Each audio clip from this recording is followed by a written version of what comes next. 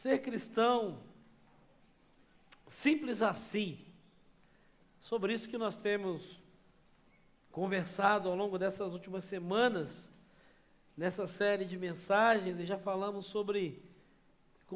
sobre o cristão e a sua fé, o cristão e a sua missão, porque como comunidade IBG, nós estamos buscando a simplicidade, é por isso que nas postagens da nossa comunidade você sempre vai encontrar o hashtag ou a hashtag IBG simples assim. No meio de tanta religiosidade, no meio de tanta confusão, de tantas teologias, de tantas coisas, nós queremos resgatar e reviver e experimentar a simplicidade do Evangelho de Jesus na nossa vida, em todos os seus aspectos. E conversamos então sobre o cristão e a sua fé, o cristão e a sua missão, e hoje eu quero ministrar ao seu coração sobre o cristão e os seus relacionamentos.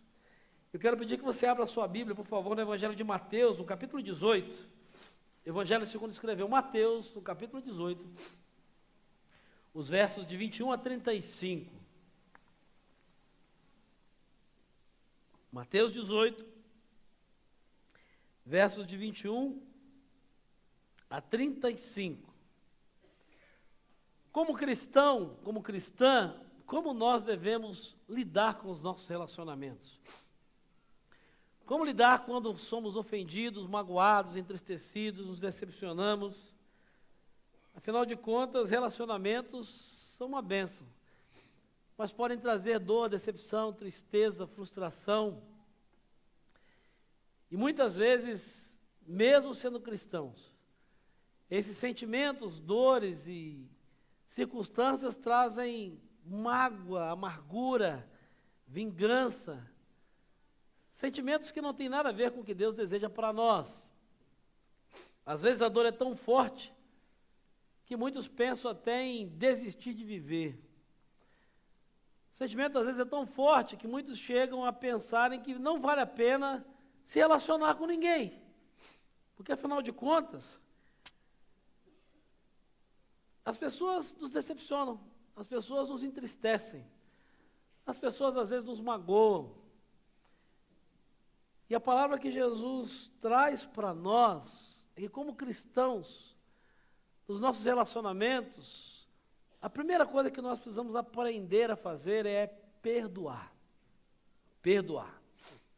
E é nesse contexto então que Jesus está conversando com os seus discípulos, está dizendo a eles, ou falando a eles, sobre a necessidade do perdão, sobre a importância do perdão, sobre a importância de não trazer para o teu coração, para a tua alma, sentimentos, amarguras, dores, e coisas que possam te tirar da conexão com o Senhor, possam te roubar a alegria de viver, possam te tirar a esperança de um futuro. Nesse contexto, então, Pedro, um dos líderes daquele grupo que seguia Jesus, fica inquieto, resolve fazer uma pergunta: mas até onde, no meu relacionamento como cristão, eu preciso perdoar? Até onde é importante eu procurar manter um bom relacionamento com aqueles e com aquelas que estão à minha volta, ou sejam quem forem? Então o texto nos diz, a partir do verso 21 do capítulo 18 de Mateus, que Pedro se aproxima de Jesus e faz essa pergunta: Senhor, até quantas vezes deverei perdoar o meu irmão quando ele pecar contra mim? Até 7 vezes? E Jesus respondeu: eu digo a você, não 7, ou não até 7, mas até 70 vezes 7. Por isso o reino dos céus é como um rei. Jesus começa a contar uma história para ilustrar. Jesus era um bom contador de histórias. Por isso o reino dos céus é como um rei que desejava acertar contas com seus servos. Quando começou o acerto, foi trazido à sua presença um que lhe devia uma enorme quantidade de prata, talentos. Como não tinha condições de pagar, o Senhor ordenou que ele, sua mulher e seus filhos, e tudo que ele possuía fossem vendidos para pagar a dívida. O servo prostrou-se diante dele e lhe implorou: tem paciência comigo e eu te pagarei tudo. O senhor daquele servo teve compaixão dele, cancelou a dívida e o deixou ir. Mas quando aquele servo saiu, encontrou um dos seus conservos que lhe devia 100 denários. Agarrou-o e começou a sufocá-lo, dizendo: pague-me o que me deve. Então o seu conservo caiu de joelhos e implorou-lhe: tenha paciência comigo e eu pagarei a você. Mas ele não quis. Antes, saiu e mandou lançá-lo na prisão até que pagasse a dívida. Quando os outros servos, companheiros dele, viram o que havia acontecido, ficaram muito tristes e foram contar ao seu senhor tudo o que havia acontecido. Então o senhor chamou o servo e disse: servo mau, eu cancelei toda a sua dívida porque você me implorou. Você não devia ter tido misericórdia do seu conservo, como eu tive de você? Irado, seu senhor entregou aos torturadores, até que pagasse tudo o que devia. Assim também fará meu Pai Celestial a vocês, se cada um de vocês não perdoar de coração ao seu irmão. Que Deus abençoe a sua palavra e o Espírito do Senhor aplique ao nosso coração nessa noite. Dura essa história, né? Pesada. O final da história chega a ser mesmo que chocante, porque nós não sabemos qual foi a reação e como os discípulos receberam, porque depois dessa conclusão que Jesus faz, dizendo: olha, vai ser do mesmo jeito, se vocês não perdoarem os irmãos de vocês, vai acontecer o mesmo. E ao que tudo indica, os discípulos se calam, cada um tentando resolver do seu jeito e talvez se lembrando de pessoas com relação às quais eles teriam mágoas ou dores ou sentimentos ruins, que teriam lhes trazido alguma tristeza e alguma dor. Mas o que chama a nossa atenção, e o que eu quero chamar a sua atenção, é que Jesus não está preocupado com convenções sociais, ou com ser politicamente correto. Jesus não está preocupado nem mesmo com os seus sentimentos. Jesus está preocupado em ensinar para nós, esse texto, qual é o padrão do reino dos céus. É por isso que ele começa no verso 23, contando a história, dizendo: o reino dos céus é semelhante a... Pedro faz a pergunta dizendo: Senhor, qual é o padrão? Qual é a quantidade? Me dá um número, para que eu seja um cristão abençoador, ou um cristão que viva bem os meus relacionamentos. Ao invés de dar um número, Jesus diz: Pedro, eu não vou te dar um número. Mais do que dar um número, eu vou te dar um padrão. E o padrão do reino dos céus, com relação a relacionamentos, tem duas perspectivas. A primeira delas, que Jesus vai ensinar para nós, é que enquanto cristãos, os nossos relacionamentos, ou os seus relacionamentos, devem superar os padrões éticos e humanos. Se você depois olhar com calma os versículos anteriores, Jesus está falando sobre o desejo, o desafio que aquele que foi ofendido tem de perdoar quem lhe ofendeu. Ele está falando acerca dos ofensores, aqueles que fazem mal, e nos versos anteriores, então, Jesus vai dizer: olha, não importa, se você é um cristão, se você é um meu seguidor, minha seguidora, você precisa ser desafiado a perdoar quem te ofendeu. E aí Pedro, sempre Pedro, emocional, sanguíneo, provavelmente porque era alguém muito passional, muito intenso das suas emoções, começa a ficar preocupado. E ele começa a imaginar até onde esse perdão deveria ser estendido por repetidas ofensas. Talvez Pedro tenha se lembrado daquela pessoa que pisava no calo dele, uma ele ia lá e perdoava, aí pisava de novo, ele ia lá e perdoava. Na terceira, Pedro já dizia as verdades para aquela pessoa. Começava talvez a maquinar ou a ficar irritado com aquilo que eles faziam. E se você conhece a história dos evangelhos, você sabe que, assim como eu e você, os discípulos eram imperfeitos, eram limitados. Tanto que certa vez, quando Jesus os manda pregar aos samaritanos e a um povoado, e esse povoado não os recebe, eles voltam indignados dizendo: Senhor, o senhor quer que a gente mande descer fogo do céu para arrebentar com essa gente? Bem típico, né? Quem nunca pensou algo assim? Eu não digo descer fogo do céu, mas ter um desejo ruim e dizer: miserável,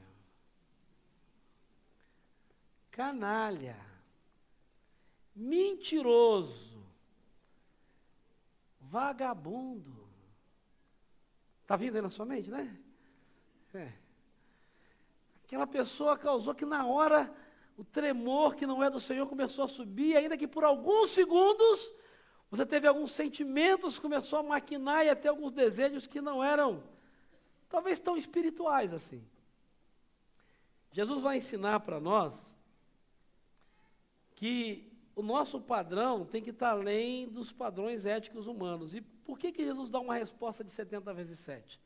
Porque os rabinos, os outros mestres da época, baseados, está lá depois se você quiser ler, Amós capítulo 1, versículo 3, e Jó, capítulo 33, versículos 29 e 30. O que os mestres da época ensinavam? Que você precisava perdoar até 3. Você perdoou uma, você perdoou duas, você perdoou 3. Depois da terceira, o camarada volta de novo, você resolve. Você está livre para entrar com os 2 pés. Você está livre para falar tudo aquilo que você engasgou assim. O que os rabinos ensinavam era isso. Você tem que perdoar até 3 vezes. Depois da terceira é demais, né? Depois da terceira já é abuso. E é interessante que o Pedro, do jeito que ele era, tentou ser generoso. Pedro achou que ia abafar, ia crescer na frente da turma, né? Porque Pedro pensou assim, bom, o negócio é 3. Para ficar bem, eu vou multiplicar por 2, então vou botar mais uma de lambuja. Dizer, mestre, você falou que tem que perdoar. Toma aí diz 3, mais 7, tá bom? Porque eu sou Pedro, né? Eu sou cristão, eu sou seguidor do Cristo. Eu sou um camarada diferente, você sabe que eu sou... 3 é muito pouco, eu vou até 7. 7 tá bom?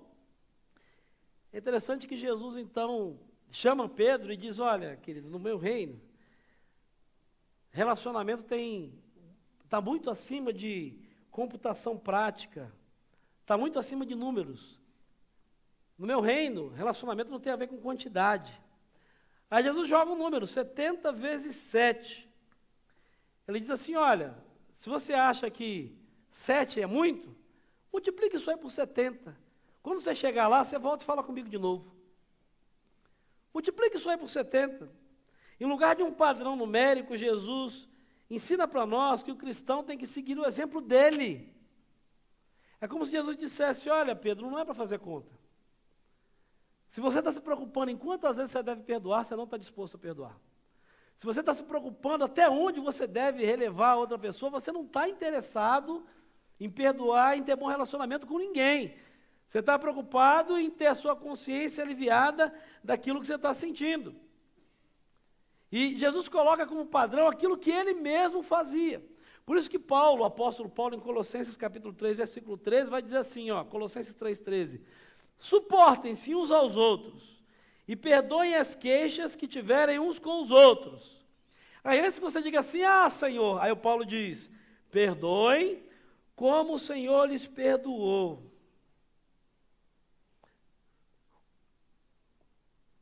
Você já parou para fazer conta de quantas vezes Jesus já te perdoou na sua vida?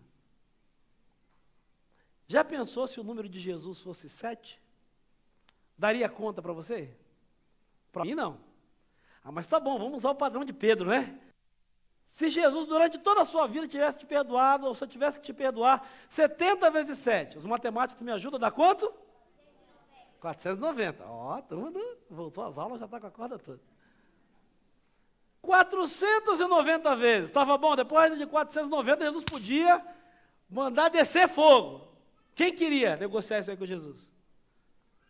Ninguém, né? Porque provavelmente todos nós aqui já queimamos o cartucho já. E não precisa nem de viver muito tempo, não. Se for computar pecado de criança ainda que inocente, mas larga para lá. O que Jesus vai dizer é que o relacionamento cristão, ou do cristão, tem que ir além de cálculos humanos. O que essa história ensina para nós, a parábola do servo impiedoso, é que aqueles que experimentam de verdade o perdão de Deus na sua vida, são obrigados a perdoar aos outros. Esse é o padrão do reino dos céus, quer você goste ou não. Quem experimentou perdão de Deus, experimenta todo dia, e tem a perspectiva de continuar a experimentar, é obrigado a perdoar. Eu não estou dizendo que você é obrigado a conviver, que você é obrigado a se manter amigo, que você é obrigado a continuar se relacionando, mas você é obrigado a perdoar. Esse é o padrão do reino dos céus. Quando você olha para a história, aparentemente esse sujeito aqui era um sátrapa, era um funcionário com acesso a grandes somas de rendimento que o rei tinha. E o rei confiava nele. E aí provavelmente se foi fazer uma auditoria, o rei mandou fazer uma auditoria, algo muito comum aí no tempo que nós estamos vivendo, é mais ou menos como se o rei tivesse instaurado a Operação Lava Jato lá na época. Ele diz, vamos começar a levantar aqui, como é que a turma que cuida do dinheiro está fazendo? E aí descobriu que aquele sujeito estava devendo 10 mil talentos, que era uma quantidade razoável. E aí é interessante que quando o rei diz, olha, você vai ter que pagar pelo que fez, ele se prostra diante do rei, e aí ele tem um cancelamento completo da dívida. A expressão correta no grego aqui não é nem dívida, é como se fosse um empréstimo. Porque ele não tinha como pagar aquilo que ele desviou. E aí, ele diz, não, o senhor me perdoa, e é interessante que ele não diz que não vai pagar. Se você olhar o texto, ele diz, me perdoe, até eu ter condições, eu vou pagar. Perdão não tem a ver necessariamente, você pode até perdoar a dívida, pode significar não cobrar mais, mas perdoar a dívida significa, às vezes, dar tempo para que a pessoa tenha condições de resolver e saldar aquilo que deve. Perdoar não significa simplesmente dizer, não, você não precisa mais me pagar. Pode acontecer. Mas perdoar significa, muitas vezes, dizer, tá bom, o prazo era esse, você não conseguiu, quanto tempo você precisa? Desde que você me pague. O que chama atenção no fato, ou nesse fato, é que pela graça do rei para com aquele servo, aquilo não foi considerado um desfalque, ele foi perdoado. Ele disse, tá bom, eu vou te dar mais uma chance. Eu vou te dar mais uma oportunidade. E aí talvez você diga assim, pastor, mas isso aí é longe demais. Isso aí é difícil demais. Isso aí é complicado demais. É porque o senhor não sabe o que eu sofri. O senhor não sabe o que meu marido fez comigo. O senhor não sabe o que minha esposa fez. O senhor não sabe o que meu patrão fez, o que minha cunhada fez, o meu parente fez. O senhor não sabe o que aquela pessoa... O senhor não sabe o que o irmão da igreja disse e andou falando aí de mim. Isso já é demais. Se você acha que é demais, o próprio Jesus em Mateus capítulo 5, versículo 20, vai dizer assim, se a sua justiça não for além dos escribas e dos religiosos, dos fariseus, você não tem condição de entrar no reino dos céus. É simples assim. Se você acha que vida cristã, e como muitos têm dito aí, é algo fácil, simples e não exige esforço nenhum, você está muito enganado. Você está muito enganado. Porque o preço que você não podia pagar, esse Jesus pagou na cruz, está pago. Agora, existem alguns outros, que eu e você, para seguirmos a Jesus, vamos ter que arcar com eles. Seguir a Jesus implica em comprometimento.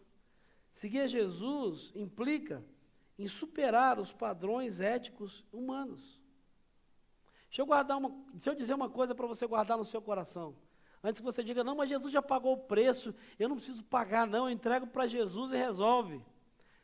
Não, você não precisa de sacrifício para ser salvo. Não precisa. Para ser salvo, você não precisa de sacrifício. Jesus já fez todo o sacrifício na cruz do Calvário.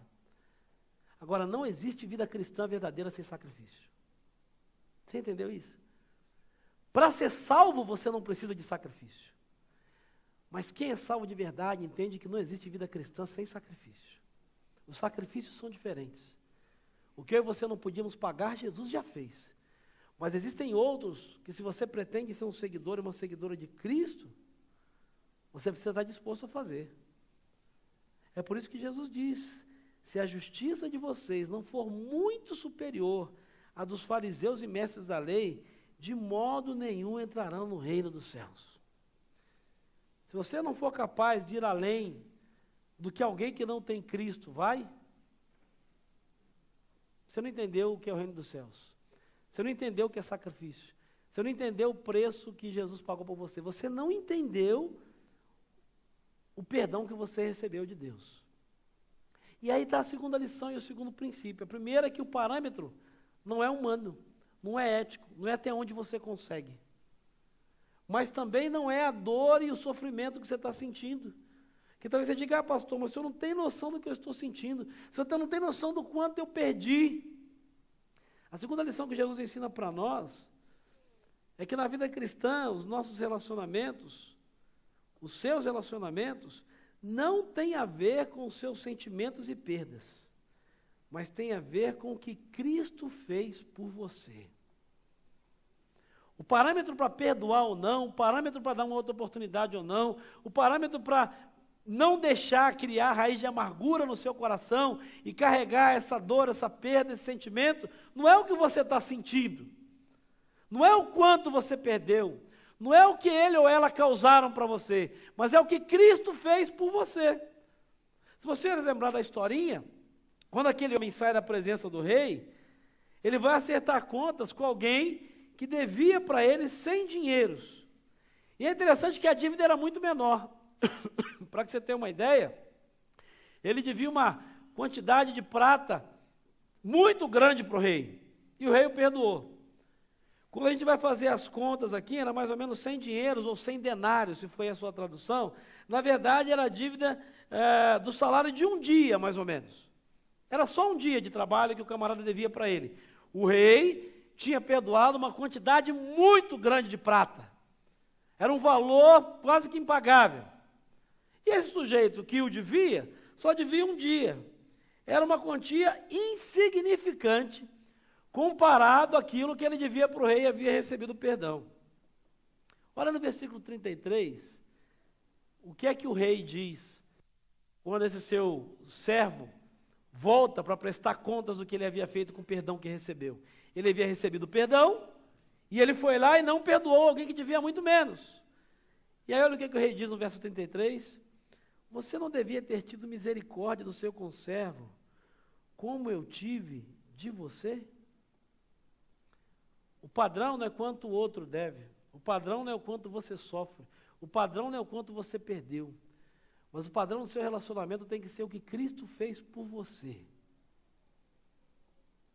Esse é o padrão. Certamente, pecadores que experimentaram o perdão de Deus precisam e devem demonstrar um espírito idêntico para com outros, especialmente porque as ofensas que os homens e os seres humanos cometem uns contra os outros, as ofensas que você comete contra outras pessoas, as ofensas que qualquer um aqui já tenha sofrido, eu não tenho a menor dúvida que são muito menores, infinitamente menores, do que o débito que você tem para com Deus. Será que você pode dizer que aquilo que fizeram com você, aquilo que disseram de você, aquilo que falaram de você, aquilo que devem a você, é maior do que aquilo que você deve para Deus? O fato de você estar vivo, o fato de você não ter medo de ir para o inferno, o fato de você não se apavorar à medida que a morte se torna mais próxima, porque os anos vão passando, o fato de saber que o diabo não pode te condenar, não vem do teu esforço, não vem da tua capacidade, mas vem do fato de em Cristo Deus ter decidido perdoar todos os seus pecados, passados, presentes, inclusive os futuros. Porque você vai pecar essa semana. Você vai decepcionar Deus essa semana. Você vai desobedecer a Deus essa semana. Não é profecia, eu não preciso ser profeta. Eu não preciso ser vidente. Eu não preciso adivinhar o futuro. Para saber que essa semana eu e você vamos pecar. Mas pelo amor de Deus, por mim e por você, e pelo fato de nós termos crido nele, entregado a nossa vida a ele, e queremos continuar servindo a ele, nós não temos a menor dúvida de que se o nosso arrependimento for sincero, verdadeiro, não hipócrita, de que se a gente estiver lutando para mudar, para vencer, a hora que eu e você chegarmos diante do rei, nos dobrarmos e dissermos, Senhor, perdoa esse meu pecado, tem misericórdia de mim, você não precisa ter dúvida de que ele vai te perdoar. Porque a Bíblia diz em João 9, que se confessarmos os nossos pecados, ele é fiel e justo para perdoar os pecados e nos purificar. O padrão não tem a ver com o que você sente ou com quanto você perdeu. O problema é que a gente vive uma geração egocêntrica. Você está no centro e não Cristo. Quando você está no centro, é o que você sente, é o quanto você dói, é o quanto dói em você, o quanto você perdeu, o quanto disseram de você, o quanto não te deram a atenção que você imaginava, o quanto não se importaram, você. E aí Jesus ensina para nós, você quer ter um padrão de relacionamento que faça diferença? Tire você do trono, tire você do centro e coloque Cristo no centro. Use como padrão aquilo que Cristo fez por você. Deixe Ele dominar os seus sentimentos, as suas emoções.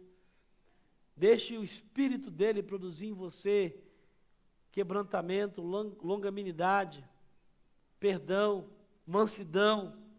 Depois você olha lá Gálatas capítulo 5, coisas que são fruto do Espírito Santo de Deus. Quando você entrega a sua vida ao Senhor, a Bíblia diz que você recebe o Espírito de Deus, o Espírito Santo de Deus, Ele passa a habitar em você. E como diz o apóstolo, não é você mais que vive, mas é Ele que vive em você. E Ele começa a mudar o teu sentimento, Ele começa a mudar o teu caráter, Ele começa a mudar o teu temperamento, mas desde que você de verdade permita que Ele faça isso. E aquilo que as pessoas fazem, aquilo que as pessoas dizem, aquilo que as pessoas cometem, não tem a ver com o que você está sentindo, não tem a ver com o que você está perdendo, não tem a ver nem com o quanto está doendo. Mas tem a ver com o fato de você se lembrar do que Cristo tem feito por você, do que Cristo realizou por você, e disponibilizar isso para a pessoa. Sabe, quando te magoarem da próxima vez, quando te entristecerem, quando pisarem no teu pé, quando falarem mal, quando mentirem, quando te decepcionarem, quando te traírem, não foque no que o outro fez com você. Mas lembre-se do que Cristo fez por você. É por isso que Jesus conta essa historinha, porque a situação é a mesma. Se você olhar para o quadro que Jesus mostra, é a mesma coisa. É alguém que tinha algo que foi roubado, que foi tirado, que não havia como pagar, o perdão foi pedido e o perdão foi liberado. Só que em proporções infinitamente diferentes. No primeiro caso, é Jesus que é o credor, você é o devedor. E todas as vezes que você chegou até Ele, Ele te perdoou.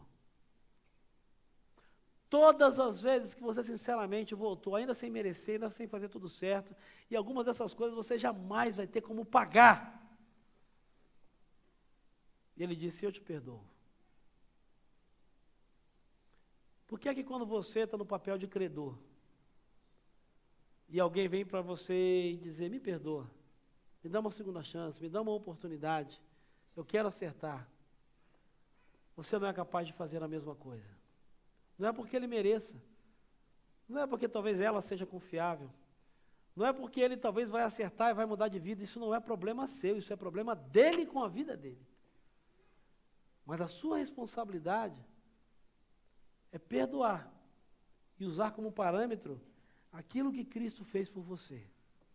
Se ele vai mudar ou não, se a pessoa vai pagar mesmo ou não, se ela está falando a verdade ou a mentira, se ele é um 71, conto mais, mentiroso, isso é problema dele. Isso é problema dela. Você não pode responder pela vida dele e dela, se ele vai mudar ou não, se ele e ela vão parar de ser fofoqueiros ou não, se ele ou ela vão parar de ser caloteiros ou não, se ele ou ela vão parar de espizinhar a sua vida ou não, isso é problema dele e dela. O seu problema com o Senhor é liberar aquela pessoa de você, mas mais do que isso, é se liberar daquela pessoa. Sabe por quê? E é interessante, às vezes a gente não entende o final dessa história. Porque o texto diz que quando há a prestação de contas final, e o rei manda chamar o seu conservo e diz, espera aí, você não fez o que eu fiz com você? Você não agiu da mesma forma que eu agi com você? Olha os versículos 34 e 35. Ele diz que ele chama os soldados, e aí Jesus conta a história, que aquele homem o entregou a quem? A quem que está aí na sua Bíblia? Aos seus torturadores, ou verdugos. Se a história terminasse aí, a gente podia dizer assim, ah, coitado desse homem, se deu mal, né? Ah, coitado, vai sofrer a beça. Só que a gente tem que ir ao final da história. E ler o versículo 35, quando Jesus diz, é assim que meu Pai vai fazer com vocês. É assim que vai ser com vocês. Pode parecer estranho e dizer assim, peraí, Como é que é isso? Eu vou perder a salvação? Deus vai me mandar para o inferno se eu não perdoar? Não. Com certeza, e esse é um ponto crítico da interpretação do texto, esse texto não está falando, perdão, de perda de salvação. Porque se ele estivesse falando de perda de salvação, ele ia de encontro a vários outros textos bíblicos que ensinam para nós que se você é salvo, uma vez salvo, você está salvo para sempre. Nós não cremos na doutrina da perda da salvação. Se você é salvo por Jesus, você vai estar salvo para sempre. Com certeza, Jesus não está falando de purgatório, porque não há base bíblica nenhuma para um lugar que você vai ficar sofrendo para pagar o que deve, depois volta e vai para o céu. A Bíblia não fala disso. Não tem na Bíblia isso. Então, do que é que Jesus está falando? E é interessante que aqui a história, Jesus está falando para os seus discípulos, ele está falando de alguém que foi salvo de verdade. O fato do servo ter sido perdoado, ele não está falando de alguém que não é salvo. Ele não está falando de alguém que não é cristão. Ele fala de alguém que recebeu o perdão de Jesus. Alguém que é um crente ou uma crente, um cristão ou uma cristã de verdade. Então ele está falando de gente que assumiu o compromisso com Cristo, que recebeu o perdão de Cristo. Sabe do que ele está falando? Ele está falando de consequências que não vão acontecer depois da morte. Você não vai para o inferno se não perdoar. Você não vai para o inferno se não relevar o que as pessoas fizerem com você. Sabe por que você não vai para o inferno? O que Jesus diz é, porque você já vai estar no inferno. Porque a vida que você vai viver, se viver assim, vai ser um verdadeiro inferno. Sabe que as pessoas às vezes não se dão conta. O que Jesus está falando aqui são de tormentos, de males temporais, pelos quais muitos cristãos que não perdoam podem enfrentar. Mesmo sendo cristãos, porque não perdoam. A psicologia explica isso. E fica muito claro quando você vai estudar, porque a gente olha verdugos, acha que aqueles caras torturadores, maus, isso aqui é o que Jesus está usando, por isso é uma parábola, por isso é uma alegoria, por isso é uma história. E a expressão que ele usa, me perdoem, a expressão que ele usa para verdugos é uma palavra grega que se usa para descrever no mesmo evangelho de Mateus doenças. Depois, se você quiser ler, você que gosta de anotar, Mateus 4, 24 e Mateus 8, 6, é a mesma palavra, vai ser traduzida por doenças. Mas lá no grego, a palavra é traduzida aqui por verdugos, porque é uma alegoria, e lá em Mateus 4, 24 e Mateus 8, 6 é doenças. Em Mateus 14, 24, a mesma palavra no grego vai ser traduzida por circunstâncias adversas. Aqui, como é uma historinha, uma figura, Jesus usa para ilustrar e a gente pensa numa pessoa. Mas quando você lê o Novo Testamento, você entende que Jesus está dizendo, olha, Deus vai te entregar as consequências da sua decisão. Sabe do que ele está falando? Se você não perdoar, se você não quiser agir de acordo, se você não estiver disposto ou disposta a superar os padrões humanos, se você não usar como parâmetro o que Cristo fez por você e achar que você é a vítima, que você tem razão, que você não pode perdoar, que fulano tem que morrer mesmo, e que o outro tem que isso e que aquilo, ele diz, olha, Deus vai entregar você, sabe quais verdugos? Angústia, amargura, ódio, depressão. E quem viveu isso sabe do que eu estou falando. Talvez você está aqui nessa noite e não perdoa, traz gente agarrada no seu coração e na sua alma, que te magoou, que te feriu, um casamento desfeito, uma traição, uma mentira, uma dívida não paga, uma calúnia. Se você não perdoa, você arrasta isso com você para o resto da vida. Isso te faz perder o sono, isso te dá enxaqueca. Não perdoar gera doenças do espírito, da alma e do físico. Não perdoar faz com que você se torne alguém amargurado, alguém que não confia nas pessoas, alguém que tem dificuldade de relacionamento. E essas doenças emocionais e espirituais, muitas vezes, acabam somatizando e acabam se tornando doenças físicas. O que Jesus está dizendo para nós é que esses tormentos, muitas vezes, não são causa de nada, são consequências de você não conseguir viver relacionamentos cristãos autênticos. É por isso que Jesus usa essa expressão. Quando ele volta e resolve não perdoar, ele diz, não perdoei. o texto diz, o seu Senhor o entregou aos torturadores. E diz, tá bom, você fez a escolha. Conviva com as escolhas que você fez. Conviva com as decisões que você tomou. Você quer continuar amargo? Você quer continuar com essa pessoa agarrada à sua alma e ao seu coração? Você quer continuar levando essa dor, esse sofrimento para o resto da sua vida? Ok, é uma escolha sua.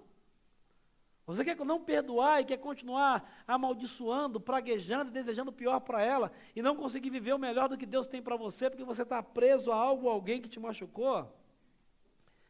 É interessante que essa reação não é nova. Esse tipo de realidade não é nova dentro da igreja de Jesus.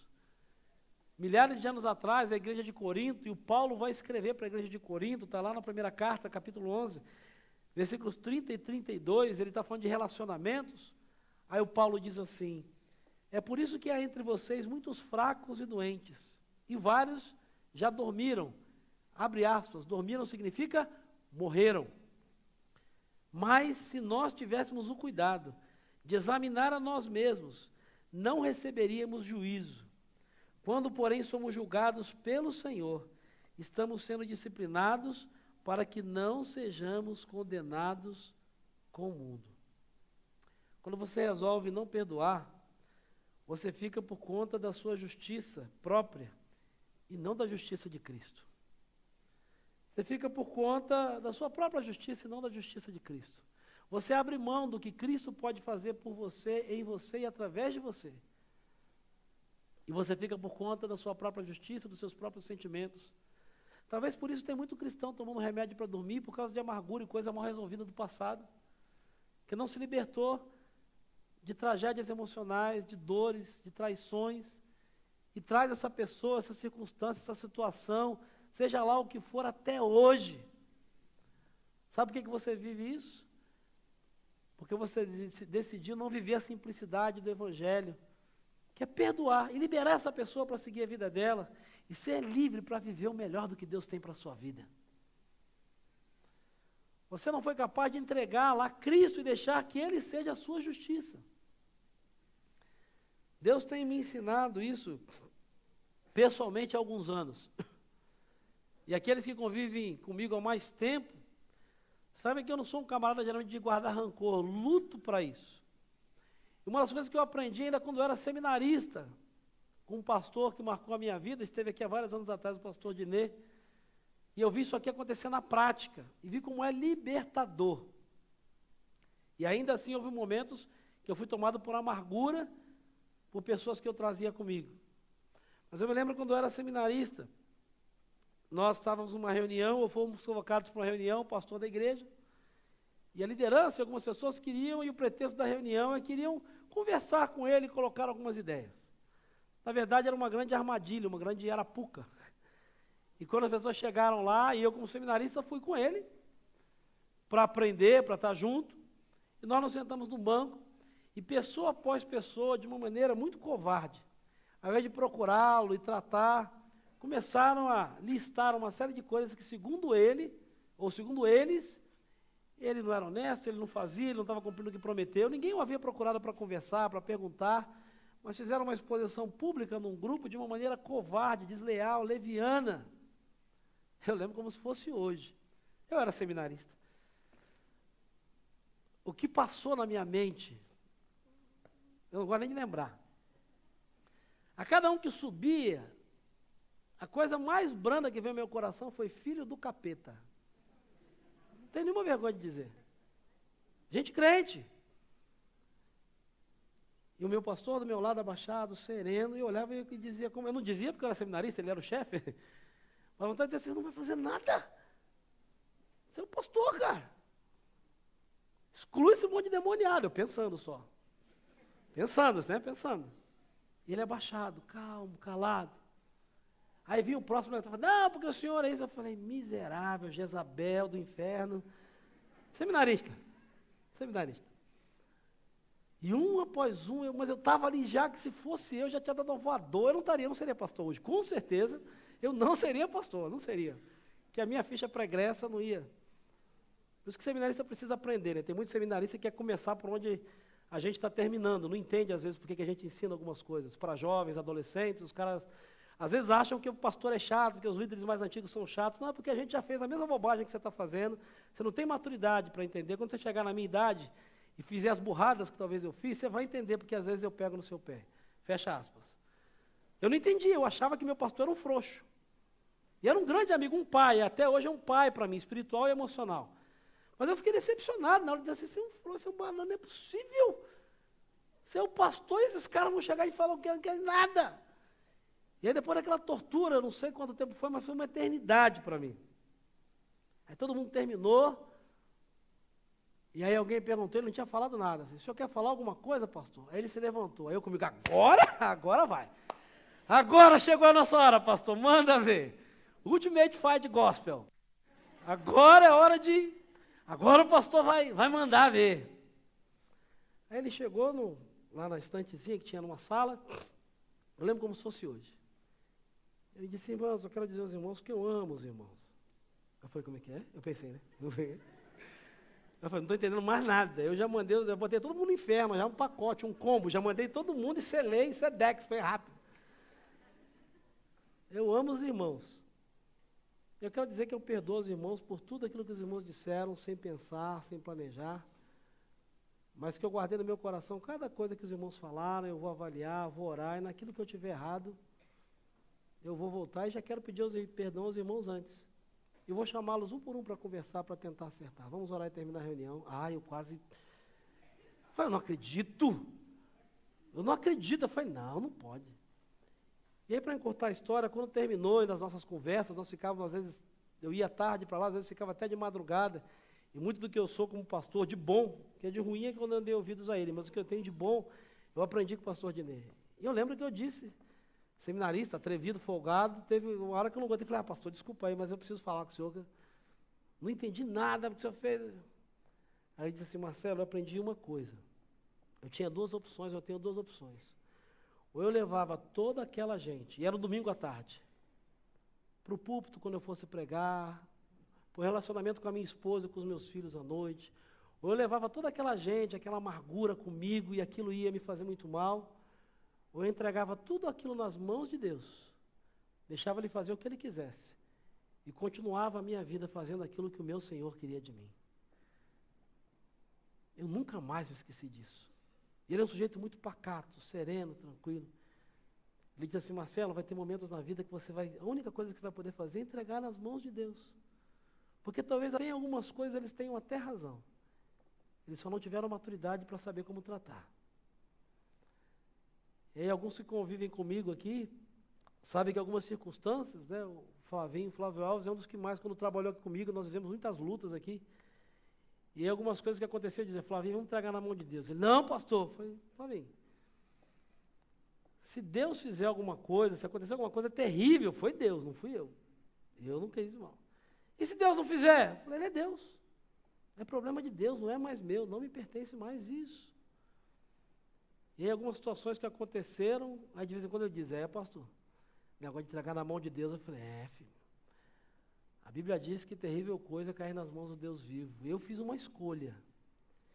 Eu quero entregar nas mãos de Deus e eu escolho entregar essas pessoas, essas situações para Deus. E continuar fazendo e focado naquilo que Deus quer que eu faça para Ele. Porque se eu estiver errado, Ele vai me corrigir. Ele vai me mostrar. É fácil, pastor? Claro que não. Quem convive aqui, Eliane, a turma que trabalha, o Flávio, fala que às vezes sobe o tremor do Senhor e... Deixa Deus cuidar. Que provavelmente se eu for fazer, se eu for falar, eu vou perder a razão. Talvez eu vou ser injusto, eu vou falar bobagem, eu vou me perder. E de verdade eu aprendi com esse texto que eu não quero ser entregue aos torturadores. Eu não quero que Deus entregue o meu coração e meus sentimentos para as consequências. Eu quero que o meu coração seja cuidado por Ele. Eu quero que talvez a dor, o sofrimento, o sentimento de derrota ou fracasso que tem de tomar conta do meu coração, seja cuidado por Ele. E, na verdade, é uma questão de escolha. Porque se você observar o versículo de número 30, o texto diz claramente isso. Olha aí no texto, para nós terminarmos. O texto diz que quando o segundo devedor, ou o devedor veio pedir para ele que já havia recebido perdão, ele já tinha recebido perdão. Ele já tinha tido uma possibilidade. O texto diz no versículo 30 que quando aquele que o ofendeu veio dizer, por favor, me dá uma chance. Era como se ele dissesse, faz o que o rei fez com você, faz comigo. O que Jesus diz no verso 30? Que ele não quis. É uma questão de escolha. Não é de conseguir ou não.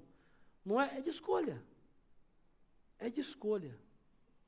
Você pode escolher viver os seus relacionamentos sendo a sua própria justiça. Sendo entregue aos torturadores da sua alma, do seu coração, maquinando mal, perdendo noite de sono, sofrendo, chorando, por pessoas, circunstâncias que não merecem. E que com certeza você não é justo ou justa o suficiente para fazer a justiça. Mas talvez o melhor seja entregar para Deus, e a Bíblia diz que terrível coisa é cair nas mãos do Deus vivo. Se Deus fizer, Ele é Deus. E se Ele não fizer, Ele continua sendo Deus. Passa a ser uma causa dEle, e não minha mais. Sabe, queridos, se como cristãos nós investíssemos mais nos nossos relacionamentos, talvez nossas famílias, nossos relacionamentos sociais, nossa sociedade, nossas igrejas, seriam muito diferentes. Charlie Chaplin foi conhecido como um grande humorista, um grande artista, o Carlitos. E foi eternizado por aquilo que ele não disse, por conta do cinema mudo, quando ele fez muito sucesso. Mas ele foi um dos melhores escritores e poetas que eu conheço. E o Carlitos, Charlie Chaplin, certa vez escreveu: a ambição envenenou a alma dos homens, ergueu um muro de ódio ao redor do mundo, nos atirou dentro da miséria e também do ódio. Desenvolvemos a velocidade, mas nos fechamos em nós mesmos. As máquinas que trouxeram mudanças nos deixaram desamparados. Nossos conhecimentos nos deixaram cínicos. A nossa inteligência nos deixou duros e impiedosos. Nós pensamos demais e sentimos muito pouco. Mais do que maquinária, nós precisamos de humanidade. Mais do que inteligência, precisamos de bondade e compreensão. Sem estas qualidades, a vida será violenta e estaremos todos perdidos. Todos perdidos. A pergunta que eu faço é: qual é a sua escolha? O que você quer escolher para a sua vida e para a vida que você quer viver? Queria que você fechasse os seus olhos e pensasse sobre as escolhas que você tem feito nos seus relacionamentos. Que nós precisamos mais é de humanidade, mas uma humanidade que reflita a divindade que existe em nós, o Espírito Santo de Deus habitando em nós. Porque se você não se dispor a fazer isso, se não se dispuser a fazer isso, nós estaremos todos perdidos. Todos perdidos. Porque não existe ninguém aqui nesse auditório, ninguém, nenhum de nós, que seja justo o suficiente para dizer: eu não preciso pedir perdão a ninguém. Eu nunca fiz mal a ninguém, eu nunca decepcionei a ninguém, eu nunca prometi algo e não cumpri. Nenhum de nós pode dizer que é justo o suficiente a ponto de não precisar perdoar, a ponto de não precisar dar uma nova chance. No fundo é uma questão de escolha. Saber que o padrão não é padrão humano e ético, e não tem a ver com o que você sente ou com o que você perdeu, mas pela compreensão do que Cristo fez por você e a possibilidade que Ele te deu de lançar sobre Ele as suas dores, ansiedades, fardos, traições, e saber que Ele está cuidando de você, Ele está cuidando dessa causa, e que se a justiça não for feita aos seus olhos, Ele será a sua justiça, e Ele te dará alento, te dará força, te dará renovo, te dará novas possibilidades, para que você continue a caminhar. E quem sabe nesses gestos de misericórdia, de perdão, de bondade, de perdoar não 7, nem 70 vezes 7, mais o quanto for necessário. Essas pessoas percebam que não é você, mas é Cristo em você e através de você. E aí talvez elas entendam e reconheçam o que é ser um cristão de verdade. Talvez essas pessoas entendam que ser cristão é diferente de ser crente, de que ser cristão é diferente de ir à igreja, que ser cristão é diferente de lutar por uma religião, mas que ser cristão é pagar o preço de viver relacionamentos, por mais difíceis que sejam, na certeza de que quando a injustiça chegar, o Senhor vai ser sempre a nossa justiça, e que a gente pode entregar nas mãos dele a nossa causa, e continuar com o coração livre, para receber, viver e experimentar o melhor que ele tem para a nossa vida. Não perdendo sono, não fazendo planos, não gastando energia com aquilo que fizeram conosco, mas talvez investindo energia e fazendo planos para aquilo que o Senhor tem para fazer em você e através de você. A minha oração é que Deus te abençoe. É que nessa noite, se você não entregou a sua vida a Ele, para que Ele seja o Senhor da sua vida, se você não reconheceu que Jesus é o único que pode perdoar para sempre os seus pecados e ser a sua justiça, você faça isso hoje. Você entregue a sua vida a Jesus, não para ser um religioso, não para mudar de religião, mas para ter a certeza de que você, como um seguidor do Cristo, vai estar pronto para enfrentar toda a injustiça desse mundo. Porque aquela que você não poderia pagar o preço, Ele pagou por você e Ele perdoou.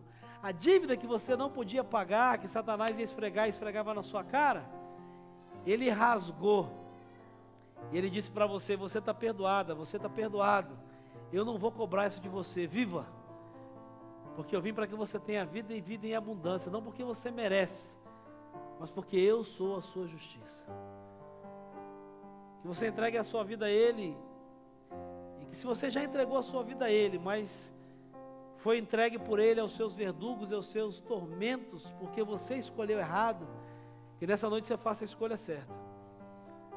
Que você se lembre nessa noite de pessoas que você precisa liberar perdão. Pessoas que você precisa entregar para Deus e tirar do seu coração. Parar de levá-las para a tua cama, para a tua casa, para a tua rotina. Pessoas que você precisa nessa noite dizer, Jesus está aqui. Eu a perdoo, eu perdoo. Não é mais problema meu, é do Senhor. Me perdoa por eu ter sido entregue a eles. Eu quero estar com meu coração no Senhor. Me dá um coração igual ao teu, disposto a te obedecer, a cumprir a tua vontade, a fazer o que o Senhor quer e não o que eu quero. Ah, Senhor, me dá um coração igual ao teu. Ensina a amar o meu irmão, a olhar com teus olhos, e não com o meu, mas perdoar com o teu perdão. Talvez assim, querido, as pessoas realmente acreditem que ser cristão faz toda a diferença. Que Ele te abençoe.